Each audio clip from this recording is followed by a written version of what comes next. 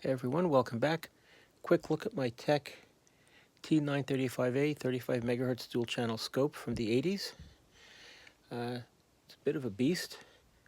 It's got a very long CRT tube in it. Goes way back there. But the display is nice and crisp. Controls, everything looks clean. Only problem is channel 2 does not work. So we're going to have to investigate that at some point. Got it hooked up to my CFG 250 Tech function generator, and it looks good.